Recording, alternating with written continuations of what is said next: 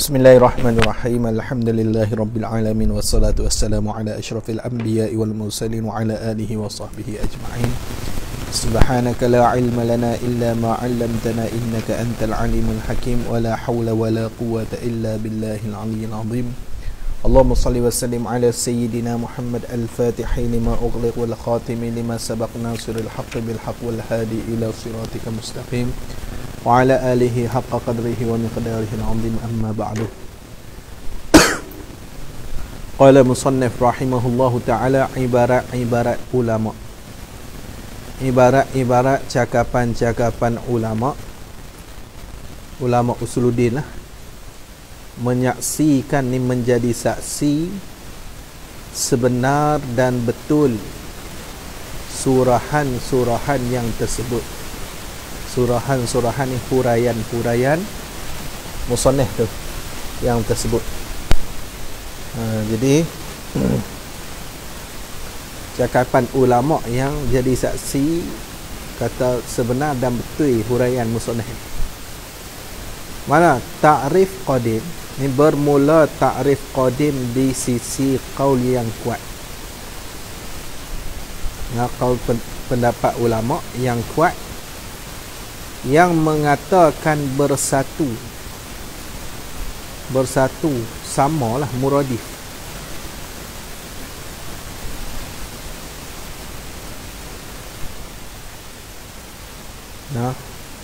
Benda muradif, benda sama,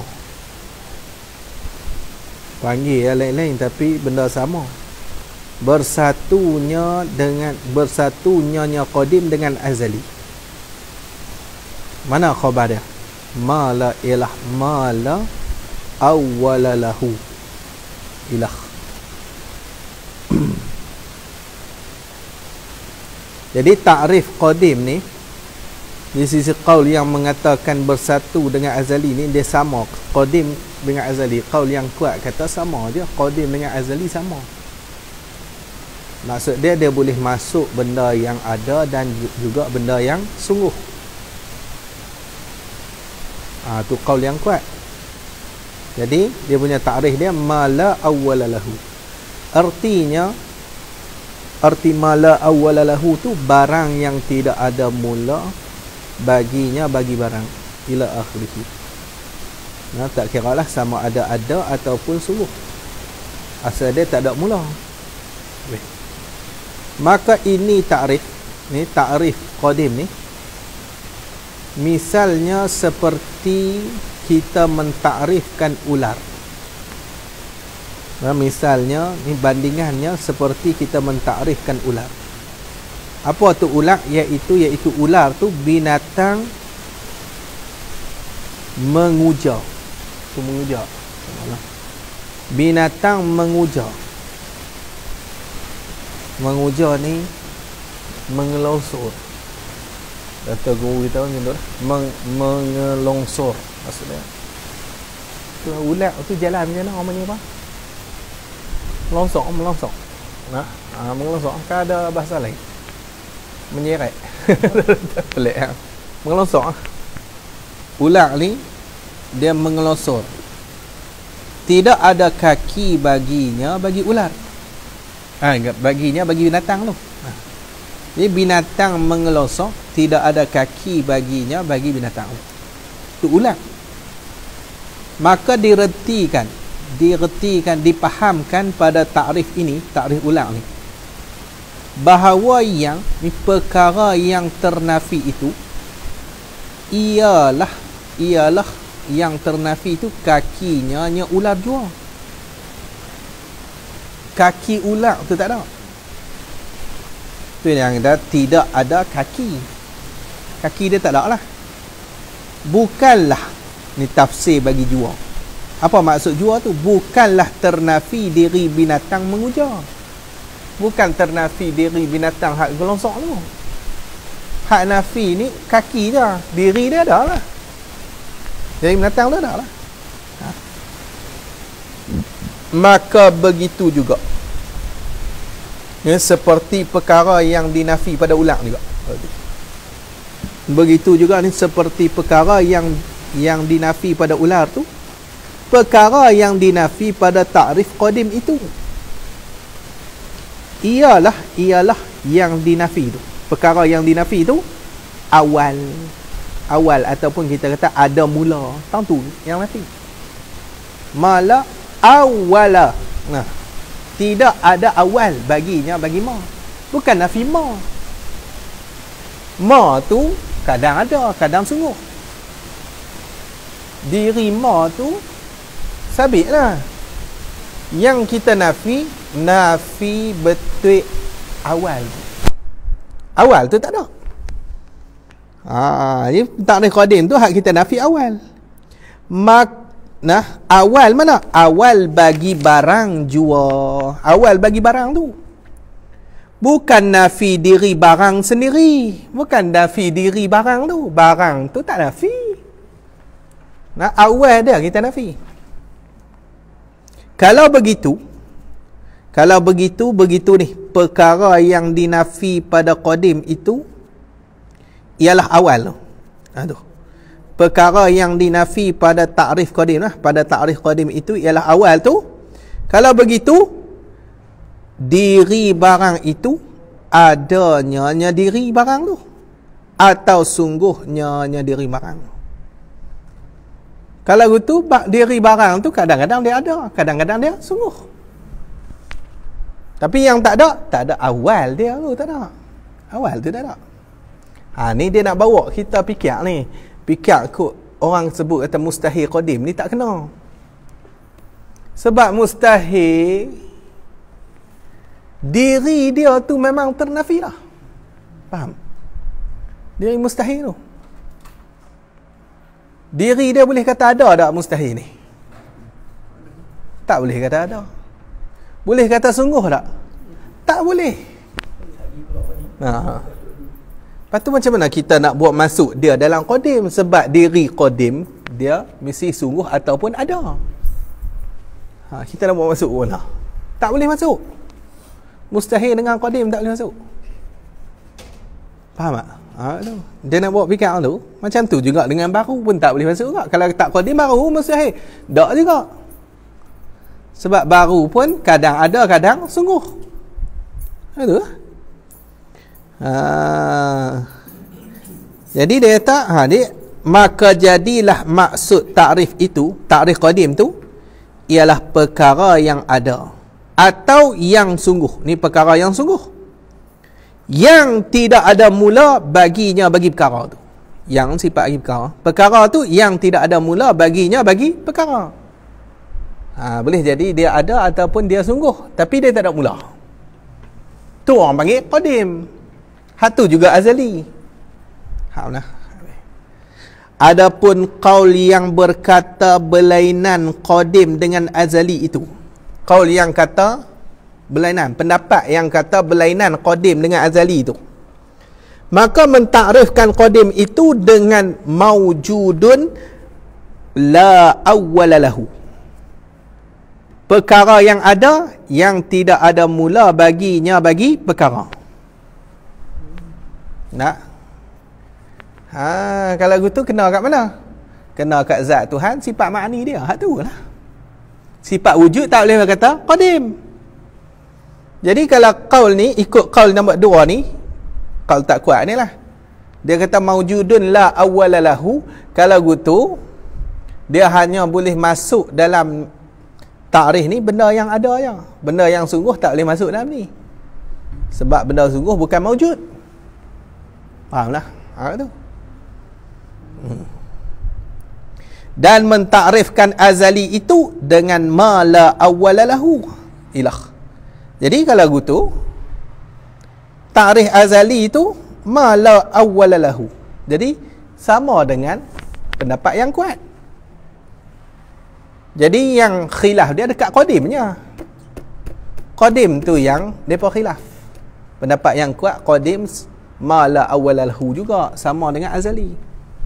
Pendapat ni kata tak, qadim mesti maujudun, benda yang ada saja, benda yang tak ada kalau setakat sungguh tak boleh masuk dalam kata qadim. Faham?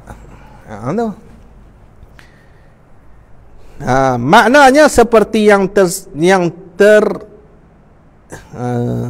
seperti yang terdahulu sebutnya. Seperti yang terdahulu sebutnya. Nya maknanya tu. Terdahulu sebut kat tempat tadi lah. Iaitu mana? Iaitu yang kata yang terdahulu sebutnya tu. Termasuk perkara yang ada atau yang sungguh. Masuk perkara yang ada, yang sungguh, yang tidak ada mula baginya, bagi perkara tu. Faham tak? Tu azali. Nah, tu orang panggil azali. Asal dia tak ada mula. Ada kan sungguh, ikut lah. Tapi dia tak ada mula. Faham tak? Jadi kat sini kita nampak dah kata tak mustahil tak boleh masuk dalam kata qadim. Pakai bilah pendapat mana pun mustahil tak boleh masuk. Pakai pendapat yang pertama hak kuat apa, pakai pendapat yang kedua pun sama juga. Kalau kata qadim, pendapat yang kedua, benda yang ada terus takkan mustahil ada, takkan lemah Tuhan ada. Tak boleh masuk. Tak boleh masuk. Pakai pilah pendapat mana pun mustahil tak boleh masuk. Jadi tak boleh masuk dalam kata qadim. Ta'rif yang baru hakiki, ni perkara yang baru hakiki. Maujudun ba'da adamin. Perkara yang ada kemudian daripada tak ada. Dulu tak ada, lepas tu ada. Kemudian ni selepas daripada tak ada. Walaupun 1000 tahun dah ada, tapi dia asal tak ada. Tetap baru. Ta'rif yang baru majazi, kan dia ada dua. Kalau baharu hakiki ni, dia kena untuk benda yang ada. Kalau majazi untuk benda sungguh lah. Mutajaddidun ba'da adamin. Semalam bagilah takrif ni. Ni kena ingat, mudah nak cerita. Maksud baru dia pada maujudun ba'dal adami. Dia pecah pula dua pula. Dah ada baru hakiki, ada baru majazi. Kalau majazi mutajaddidun ba'dal adamin.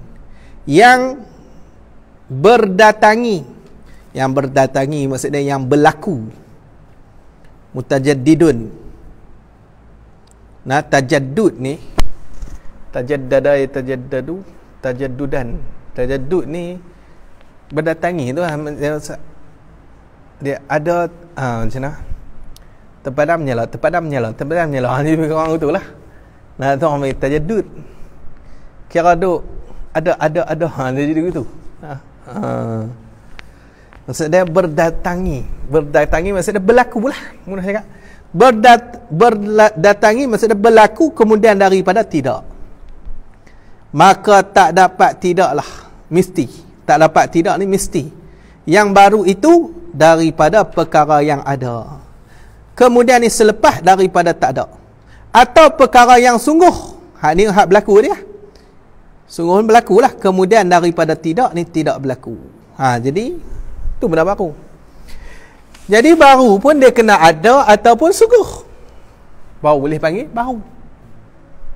Mustahil ni boleh panggil baru? Tak boleh. Sebab mustahil ni ma la yaqbalu subuta. Benda yang tak terima sungguh. Maksudnya benda tu mesti tak. Sungguh pun tak terima. Kalau sungguh pun tak terima, nak naik piada lagi jauh. Sungguh pun tak. Jadi nak naik piada, pakai tak naiklah piada. Kalau gitu, bila sungguh pun tak, ada pun tak, nak boleh kata qadim? Tak boleh. Nak boleh kata baru? Tak boleh. Baru hakiki tak boleh, baru majazi pun tak boleh. Ni bodoh apa? Kenyataan keterangan tak bergaul dan tak berhimpun, dan tu atas tafsir. Tak berhimpun mustahil dengan qadim baru azali. Dia tak berhimpun. Mustahil dengan qadim baru azali. Tak berhimpun. Mustahil tu qadim kah? Mustahil tu azali kah? Mustahil tu baru kah? Tak boleh berhimpun. Telah kita faham dah bahawa mustahil itu perkara hak dak, atau benda hak dak. Maksudnya nak kata sungguh pun tak boleh. Tu dak. Atau barang yang dak. barang yang dak. Yakni perkara yang ternafi dirinya perkara sendiri. Diri dia tu pun dah ternafi lah. Diri dia pun dak lah. Nah, tak bersabit dengan adanya perkara dan sungguhnya perkara sama sekali. Dengan tentu-tentu, dengan pasti-pasti, jelas-jelas. Tak bersabit langsung. Nah, tak bersabit dengan ada perkara dan sungguhnya perkara sama sekali. Nak kata ada benda, nak kata sungguh benda, mustahil ni. Dan kita telah tahu dan faham dah juga bahawasanya yang ni perkara yang qadim, yang baru, bahkan yang azali itu kesemuanya tak dapat tidaklah daripada perkara yang sabit dirinya. Hak sabit, hak sungguh dirinya. Hak tetap diri dia. Macam mana sabit itu? Taswir sabit itu dengan bahawa adanya perkara atau sungguhnya perkara. Jadi nak kata qadim kan, nak kata baru kan, dia kena sabit diri dia dulu. Boleh jadi dia tu sungguh, boleh jadi dia tu ada terus. Kalau begitu tanda dekat bahawasanya yang qadim, yang baru, bahkan yang azali itu kesemuanya tak dapat tidak daripada perkara yang sabit tu. Tanda garis-garis itu nah. Bila kita gaul dan termasuk mustahil di dalam perkara yang qadim, ilah. Qadim, baharu, azali, ilah itu, maka besar mengarut, besar salah besar ni. Mengarut sungguh. Dan besar bergomor. Nah, bergomor gomoy. Lawan. Bergomor. Hak nu perkara tak sabit. Hak ni perkara sabit. Macam mana boleh masuk pula? Sabit dengan tak sabit pening. Bergomor lah. Sak kata ada sak kata ataupun kita kata sak sungguh sak dak kat mana ni? Hak mana satu ni? Benda ni sungguh ke dak? Dia bergomor tu. Kerana siapa mengarut tu? Ilat mengarut kerana berhimpun dua yang berlawanan. Mana dua yang berlawanan? Iaitu sabit suatu dan ternafinya hanya satu. Sabit bila pandang pada takrif qadim, baharu. Bila kita tengok dekat qadim dengan baharu, perkara tu sabit, azali samalah. Ternafi bila kita pandang pada takrif mustahil. Bila tengok takrif mustahil, suatu tu dia ternafi, perkara tu ternafi. Tengok dekat takrif qadim, perkara tu sabit pula. Oh, kok mana ni? Dia berhimpun sabit dengan tak sabit. Sabit dengan tak sabit, kelai. Bergomor tu, kata bergomor. Kita punya kaedahnya adalah ad-diddani la yajtami'ani. Ijtama'a yajtami'ani. Maka tetaplah mustahil, tentu-tentu, jelas-jelas mustahil. Seperti bandingan dia mana? Nah, litanzih ni. Bandingannya seperti berhimpun kudrah dengan lemah pada Allah Ta'ala. Gina. Allah ada kudrah, Allah ada lemah. Mustahil. Berhimpun dua benda yang berlawanan. Lagi pula budak-budak pun tahu bahawa butir ke kacang umpama basikal itu. Kacang lah. Biji bearing kan. Duk kacang-kacang lah. Umpama basikal itu tidak boleh dibuat bubur. Budak-budak pun tahu ni bahasa dia ni. Sebab apa tak boleh buat bubur tu? Ilat tidak boleh dibuat bubur tu kerana tidak bergaulnya butir ke kacang tu dengan lemak manis. Apa lemak manis? Tafsir lemak manis tu berkakas bubur itu. Tu lemak manis. Dia tak akan campur ke lah butir kacang tu. Berkakas ni berkakas bubuk tu, berkakas bubuk. Berkakas. Kita perkakas lah, kita perkakas. Tu. Berkakas ni dia nak tafsir lemak manis tu. Pendeknya, ringkas cakapnya, qadim azali hadis itu mestilah daripada perkara yang sekurang-kurangnya perkara, paling kurang sungguh dirinya perkara, paling kurang kena sungguh. Kalau tak naik peringkat ada pun, paling kurang dia kena sungguh. Dia tak boleh turun pada tu dok terus ni, tak boleh masuk dalam kata baru, azali, qadim, tak boleh. Faham lah? Tu lah nak contoh. Wallahu alam. Habis qadar ini, qadar ini daripada awal kitab sampai wallahu alam tak ni. Qadar ini jua hamba menaruh ingatan-ingatan di sini kepada anak-anak hamba dan cucu cicit hamba hingga berlapis-lapis turun temurun lah. Bahasa ayah din lawak, bahasa kampung tu. Dan juga atas kepada anak-anak ni qada menaruh ingatan-ingatan di sini juga kepada sekalian murid-murid hamba dan anak-anak cucu mereka itu murid-murid. Demikian juga semacam tu jugalah, semacam hampa menaruh ingatan jugalah, supaya ilat pada kata menaruh tu, ilat menaruh. Kita pergi laju sikit lah. Sebab supaya mereka itu boleh buat contoh ni contoh dan tauladan setengah-setengah pada belajar ita jalan. Ita ni intai selidik jalan ni, selidik cara mengambil pengertian yang terkandung di dalam beberapa ibarat-ibarat ni, ungkapan-ungkapan dan nas-nas ulama yang dahulu-dahulu, nas-nas teks-teks ulama yang dalam kitab depa lah, kitab tauhid ulama ni. Kawan-kawan, bila kita mengaji kitab ni, kita boleh duk selidik juga cakapan ulama tu nak bang tu lah. Kalau tak lalu kitab ni, tak apa nak ni lah, nak halusi cakapan ulama tak boleh pergi. Dia kena lalu kak. Kitab Jawi ni jangan buat lekeh. Tambah kitab kemudian abang kitab Bakurah apa tu. Tu semua kita nak halusi kitab Arab Sudin tu. Kalau kita tak bisa lalu hak Jawi ni, maksud dia kita tak tahu macam mana ulama Melayu kita faham tauhid bila mai ke Melayu. Hak Arab tu bila nak buat mai ke Melayu, macam mana nak faham cara ulama Melayu kita faham. Itu kita ni alat banyak benar sangat. Lagu duk kata lah, hak ni tak ada, hak nu tak ada, spana ni tak ada, screwdriver tak ada.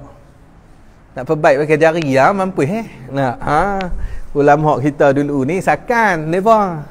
Screwdriver ada, spana ada macam-macam. Depa proses sungguh kita habis dengan TikTok, Facebook pula. Lagi jauh lagi lah. Sebab tu kita kena lalu kitab-kitab ulama Jawi kita ni. Jadi untuk kita selidik jalan ataupun selidik pengertian yang terkandung dalam beberapa ibarat-ibarat ni, ungkapan-ungkapan dan nas-nas ulama yang dahulu. Dan ni atah dekat pada belajar. Buat contoh dan taladan tu setengah-setengah pada bina. Bina ni maksudnya sambung. Dan timbal.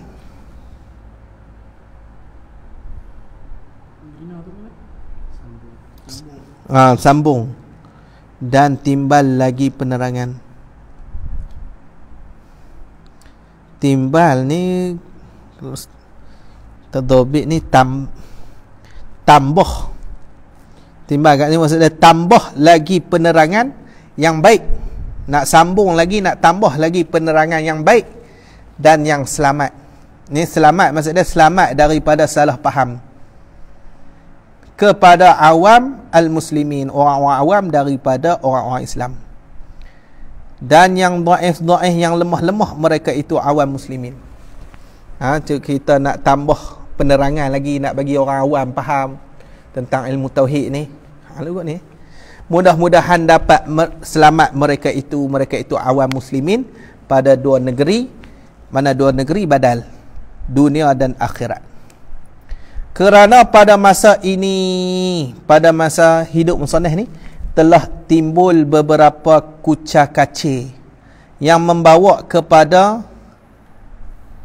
kat itu dia tulis apa? Saru lah. Saru. Saru ni guru kita kata haru. Yang membawa kepada haru dan salah gamak mereka itu orang awam pada buku agama. Pada buku maknanya pada kes agama. Buku. Salah gamak dan salah gamak mereka itu. Saru dan salah ni haru dan salah gamak. Salah anggapan lah. Gamak. Mereka itu orang awam salah gamak kat mana? Pada buku, pada kes agama. Contoh macam mana yang kata timbul kucak-kacir tu je lah. Seperti mengeluarkan hukum-hukum. Ni fatwa-fatwa yang tidak berketentuan. Tidak berkentuan. Kentuan je ha? Tidak berkentuan. Berkentuan tak menentu, tak tentu. Kata guru kita tak tentu dengan yang mana mazhab. Maksud dia ikut pandangan sendirilah. Tak tentu mana tak berketentuan lah. Dia jadi tol je tu ketentuan. Ada orang cakap kentuan. Dengan yang mana mazhab. Maksud dia tak ikut mana mazhab. Ikut pandangan sendiri. Yang berlawan-lawanan hukum-hukum itu dengan fatwa-fatwa ulama yang dahulu. Tak tentu. Kadang dia rasa dia ambil hak mazhab ni, dia ambil buh. Rasa dia ambil mazhab tu, dia ambil. Lepas tu berlawanlah dengan fatwa hak dulu. Tok-tok mufti dulu fatwa gulai. Mai ada fatwa kot lain pula. Hak dulu depa selari mazhab Syafi'i gitu lah. Hak lah dak dia pandai, dia mengaji dulu lah. Jauh naik kapal terbang. Balik dia buat macam lalah pening tu orang awam. Dak hang nak beramal tak apa, hang nak fatwa ni kena tengok tempat bagi kena dengan orang setempat tu. Dah hang alim mazhab Maliki, hang beramal lah beramal. Ni fatwa pula kacau tu yang duk berkelai. Orang awam ni kan boleh. Kalau nak bergumah dia ni berladan hukum itu dengan fatwa-fatwa ulama yang dahulu-dahulu. Ulama tu yang telah fatwa mereka itu, yang sifat bagi ulama. Ulama yang telah fatwa mereka itu ulama tu dengan suluhan yang insaf. Suluhan yang insaf ni maksud dia insaf ni pertengahan. Maksud dia tak segera fatwa, dia tak kalang kabut. Dia cek dulu, cek kod ni dulu, cek kod ni, kalau nak boleh buat kelab fatwa tu. Ita selamat. Ita intai. Cari, intai kat sini maksud dia cari selamat kepada kaum bangsa mereka itu ulama tu. Selamat mana? Pada dua negeri ni, dua negeri maksud dia dunia dan akhirat. Maka lafaz ulama itu ialah bahasa Arab. Melayunya lafaz ulama segala yang pandai-pandai. Dia jamak bagi alim. Tu ulama, alim ulama, jahil juhala. Isim fa'il lah. Ni segala yang pandai-pandai, orang yang pandai-pandai dan yang tahu-tahu. Maksud dia pandai dan tahu ni tahu bidang agama lah. Kadang bidang lain tu dia tak boleh kajian tempatan apa dah kat sekolahan. Lain dia kurang lah. Sains ke kurang lah, tapi beragama pandai. Maka orang-orang yang semacam ini patutkah kita tuhmah, patutkah kita tuduh dengan karut dan tak betul, ulama ni tak betul, ulama ni tak betul, patutkah macam tu? Dan tak molek. Tuhmah tu kepada mereka itu orang-orang yang semacam ni. Dan patutkah, ni tanya semua ni, patutkah ni orang panggil istifham ingkari. Nak suruh ingkar lah, suruh ngaku tak patut gitu lah. Dan patutkah kita sangka kata mereka itu orang-orang yang semacam ini ni fatwa-fatwa hukum yang tidak berasal, tidak bersumber daripada Quran atau hadis ila akhirih, ijma' qiyas apa semua. Nah, pihak suruh atau larang atau benar. Nah, hadis mana pihak suruh atau larang atau benar. Benar ni maksud iqrar, buat pengakuan. Nah, maka pada fikiran hamba siapa-siapa yang tohmah dan sengka begitu. Sengka begitu ni, sengka kata tadilah ulama tak betul ni. Tak betul, tak molek apa semua, karut apa semua tu. Sengka. Jadi siapa fikiran hamba, siapa-siapa yang tohmah dan sengka begitu kepada mereka itu orang-orang yang semacam ini ni, ulama dia. Kalau sekiranya terkena kepada anak-anak cucu hamba, maka mustahaklah kena pukul atau sebagainya. Mustahaklah, layak pukul bang, sakai bang, buh penampak. Kalau anak cucu mai duk cakap apa, butu dekat ulama kan, elok buh menampak bang, hidup tak ada guna. Kaum-kaumku yang dikasihi, kesemua orang-orang Islam kita percaya penuh. Maksud dia tak ada keraguan lah dengan syurga dan neraka. Nah, semua percaya penuh syurga dan neraka ni. Syurga tu lah, syurga tempat seronok. Sebab ada macam-macam nikmat lah, itu maklum lah. Neraka tempat seksa sebab azab banyak. Maka kesemua orang mesti sampai kepada mana-mana satu daripada dua tempat itu, syurga dengan neraka tu. Maksud dia tak ada duduk tengah-tengah, tak ada. Kita ahli sunnah wal jemaah tu tak syurga neraka. Tiap-tiap hari, tiap-tiap lahzah, tiap-tiap detik bertambah dekat. Ni dia ceramah ni. Ceramah ni tak ada.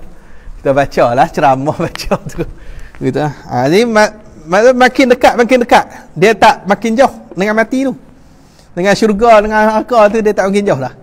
Oleh itu tanda dekat ke semua orang mesti sampai tu. Maka pihak ulama kita dan pemimpin yang dahulu, pemimpin Islam yang dahulu sehabis-habis bimbang dan takut anak-anak bangsanya lepas ke neraka. Lepas sampai masuk neraka lah, bukan lepas ke neraka masuk syurga. Saya tahu dah lepas neraka masuk syurga. Tak, lepas masuk neraka. Bukan lepas neraka masuk syurga kan. Maka pihak mereka itu, ulama-ulama dan pemimpin tu, sangat memesah. Tak memesah, mengusahakan. Pesah. Tolong pesah tu tu pesah. Bukan memisah tu. Memesah. Dan intai macam dia. Intai, selidik, cari jalan. Cari jalan supaya anak-anak bangsa lepas ke syurga.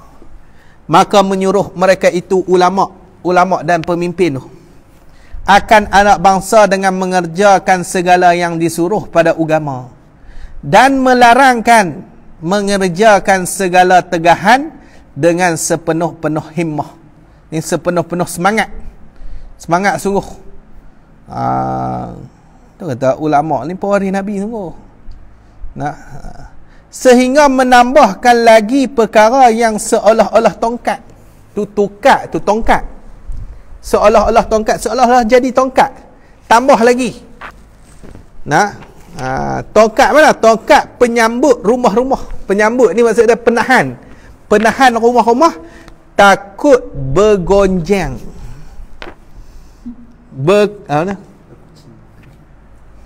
Berkuciang. Bergonjang. Dan terbalik. Dia bukan berkucing lah. Bergonjang. Bergonyang tu. Dan terbalik. Dia macam tongkat rumah lah nak sambut. Tak mau bagi bergonjang rumah tu. Tak mau bagi bergoncang lah. Macam bergonjang. Maksud dia bergoncang lah. Tak mau bagi goncang. Tak tahu lah rumah. Tak mau bagi terbalik. Alah, apa benda tu tongkat tu? Seperti menyuruh memakai kopiah putih dan serban dan sebagainya. Ni macam tongkat lah. Orang pakai kopiah ni, dia tak masuk giant pun, dia tak liak sangat. Dia kalau geng tak ada kopiah, lepas tu pakai minyak rambut ni pula. Berapa minyak rambut apa? Buah minyak pomade. Buah pomade pula rambut duk cacak-cacak tu liak nak satgi tengok kaunter siapa duk jaga, liak tengok kaunter tu. Cari hak clear-clear, pergi bayar. Tidak tobat tapi bila ada kepiah pakai serban, takkan nak buat perangai ke tu? Tak buatlah perangai ke tu. Ha ni kata tongkat. Abang nak jagalah, tak mau bagi goncang. Nah. Tongkat rumah, faham tak? Gitu. Tu depa suruh kita jaga pakai kepiah, padahal pakai kepiah ni memanglah dia tak wajib. Tapi dengan pakai kepiah dengan serban ni takkan nak pergi masuk disko kot. Nah, pakai serban masuk disko. Weh, orang tak buat kerja gitu lah. Tak masuk disko. Tapi kalau tak pakai kepiah serban, kosong atas kepala, rambut belah tepi pula, tak kira hambuh al-hadis apa pun belakang tu. Tapi nak masuk tempat-tempat maksiat mudah. Faham tak? Tu orang tak erti. Nah, depa duk ajak orang jangan pakai kepiah pula lah.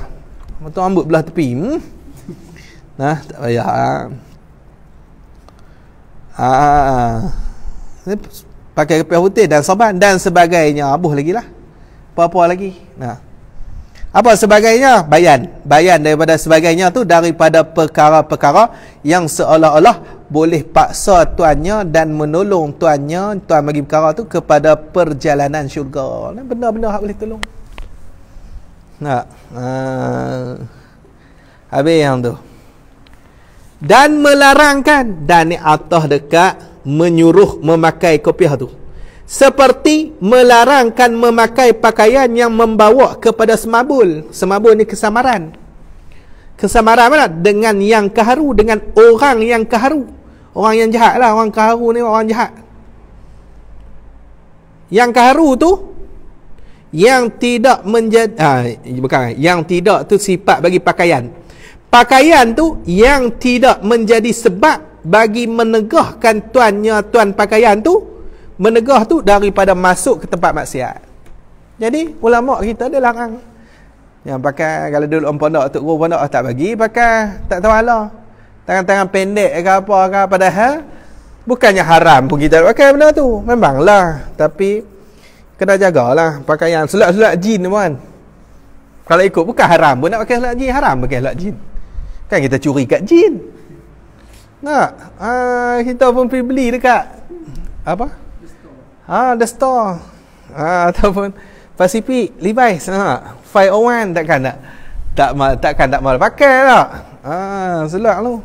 Kepala kain lah, tak kepala kain lah. Tu zaman dulu lah 501 tu. 300 beli lagi dulu. Lah ni nak abang kata nah tu. Oh, babu akhiru. Jaga sungguh lah ni. Ada lah, dia tengok ada ustaz belah kita ni kadang pakai selat jin dia kat saya, jangan duk pakai macam ni. Kita cakap tak pakai selat jin. Pakai selat kadang selat selek gitu lah. Tak pakai jin tak tahu halau ni. Jarang lah pakai selat. Track shoot apa tak apa lah. Jadi dia tok guru dia larang lah. Dia jadi semabul dengan orang yang jahat ni. Dia tak jadi sebab untuk menegah tuan dia daripada masuk ke tempat maksiat. Apa tempat maksiat tu? Badal. Wid atau baung. Wid dengan baung ni nama bagi tempat maksiat. Cari nak. Naluraf tani. Naluraf tani. Nah. Tahu lawan pelaga lembu ke apa ke, lawan pelaga ayam ke. Try cari tengok. Nah, wid dengan baung. Saya tanya dah kat babalah tak ingat ah. Cuma macam Ustaz Ibrahim dia kata macam tempat kita ni tempat main snooker. Ustaz Ibrahim saya tahu gitu. Disko macam itulah dan sebagainya. Demikianlah bawakan dan ajaran mereka itu ulama-ulama dan pemimpin tu. Tok guru dulu ajak betul lah. Yang bagi ni kena bagi ada beza sama kita dengan orang awam ni. Kerana mereka itu tahu, mereka itu ulama tu tahu bahawasanya Tuhan tu neraka itu mesti dipesahkan, diusahakan sekat dan menghalangkan anak bangsa daripada cari raging tu. Cari raging, cari pasai. Ada cari pasai bagi masuknya neraka. Bukanlah dengan jalan buka dan peri percuma. Peri ni free of charge. Percuma. Bukan dengan jalan buka dan peri segala lubang masuknya neraka. Bukan duk pi buka, duk bagi peri percuma gitu, bagi mudah anak bangsa masuk neraka, bukan gitu. Maka selalulah nak masuknya neraka oleh anak-anak bangsa yang belum mesra agamanya. Depa ni selalu ni segeralah. Depa kalau ikut benda nafsu tu yang depa nak sangat pun. Benda tak kena dengan nafsu bukan nak sedap. Tapi ikut tu kena latih. Najak depa pakaian apa semua. Pakaian kita kena bangga dengan pakaian kita orang Islam. Tapi belah harap no. Depa duk biasa pakai jubah no. Konsert tutuh dengan jubah tu ya. Tu belah harap tu. Allah. Mengatah ni bukan tuan. Tapi belah kita tak ada adat gitu tak apalah. Kita boleh fikir untuk jaga anak bangsa kita dengan tu lah. So depa ajim pakai kepiah. Tu boleh tindih bang. Dan belum tahu dan tu atas kat belum mesra. Anak-anak bangsa tu yang belum tahu atau tak tahu keberatan azab neraka. Tak tahu lagi, dia tak tahu ataupun dia belum tahu. Kerana ilat kepada kata selalu tu. Selalulah anak bangsa, selalulah nak masuk tu. Sebab apa tu? Selalu nak masuk, segera nak masuk tu. Kerana neraka itu dilengkungkan, dikeliling dengan beberapa yang sedap-sedap ni, perkara yang sedap-sedap. Sedap-sedap pada nafsu lah. Dan beberapa yang diingin-ingin oleh nafsu. Benda hak nafsu nak.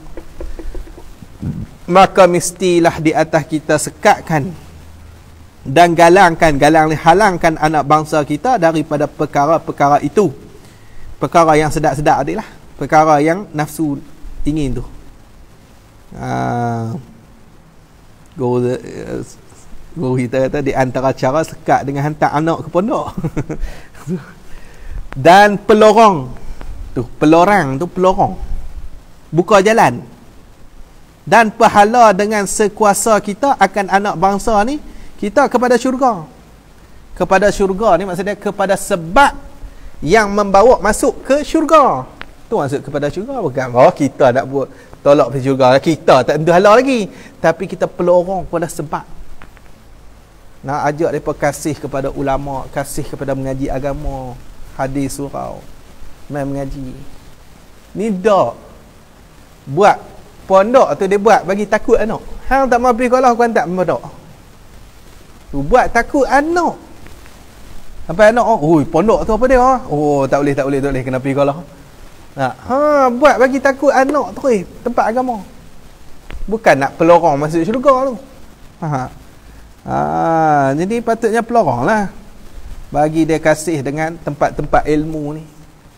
Dan pahala dengan sekuasa, pahala dengan sekuasa semampu kita akan anak bangsa kita. Pahala tu kepada syurga ni, kepada sebab yang membawa masuk syurga. Kepada berjalan kepada beberapa jalanannya syurga. Dan kepada berjalan dan atas kepada syurga. Kepada berjalan kepada beberapa jalanannya syurga. Mudah-mudahan Allah Ta'ala mempermasukkan kesemua kita ke dalamnya syurga dengan tidak merasai azab neraka. Ni doa musanahlah. Amin. Maka dapat bersuka-suka kita, berseronok-seronok kita selalunya dengan beberapa nikmatnya syurga selama-lamanya. Amin. Wa sallallahu wasallama ala sayyidina Muhammadin wa ala alihi wa sahbihi ajma'in walhamdulillahi rabbil alamin. Selesai menghimpunkan risalah ini sebelah pagi hari Selasa 22 Syawal 1392 dengan pertolongan Rabbil alamin. Siapa-siapa berkehendak haraplah berhubung sepanjang masa. Wallahu alam. Kita sekahlah Fatihah kepada pengarang kitab kita Syekh Abdul Qadir Wangah wa Kafidul Iskam. Al-Fatihah. Bismillahirrahmanirrahim. Bismillahirrahmanirrahim. Maliki yaumiddin. Iyyaka na'budu wa iyyaka nasta'in. Ihdinas siratal mustaqim. Siratal ladzina an'amta 'alaihim. Hadhihi wa